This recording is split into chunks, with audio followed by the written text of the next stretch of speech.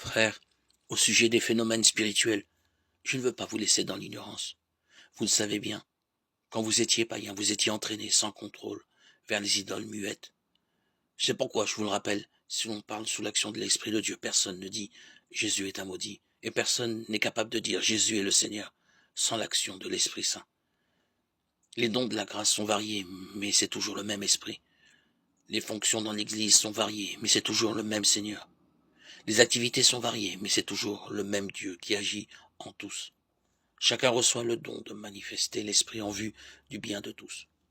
À celui-ci est donné grâce à l'Esprit le langage de la sagesse de Dieu. À un autre, toujours par l'Esprit, le langage de la connaissance de Dieu.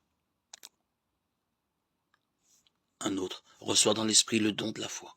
Un autre encore, des pouvoirs de guérison dans l'unique Esprit.